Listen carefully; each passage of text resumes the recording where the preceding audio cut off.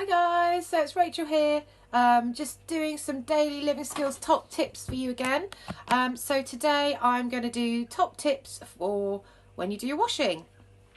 So my first tip number one, is when you are sorting your washing out, make sure you sort it into piles of lights and darks. You might want to sort it into colours as well, but don't mix your dark or bright colours with your whites.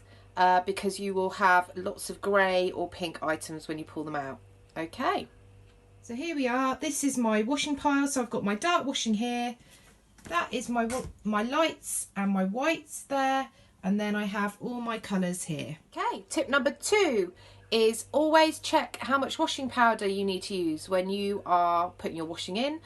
You might use capsules, you might use powder, you might use liquid, but there will be instructions on the box or on the bottle, so make sure you read it because you don't want to put too much in and end up with a bubble bath. Okay, so here is my washing pack. I use capsules that look like this. So it says for one wash between 4 to 5 grams.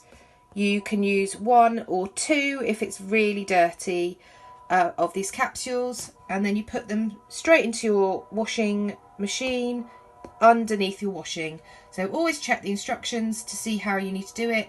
Tip number 3, always check what temperature you need to wash your items at.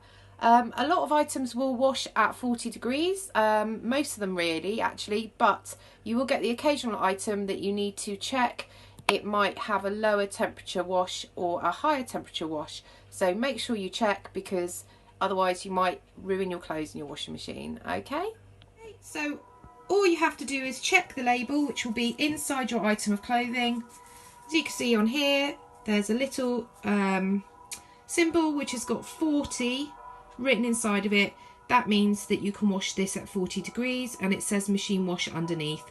So just check to make sure that you don't ruin any of your items. Tip number 4, got confused then, is to make sure that you set your washing machine properly. So you will have a dial or buttons that will help you set the temperature and what kind of wash you want to do. So make sure you always check that and set it to the right setting before you start your wash.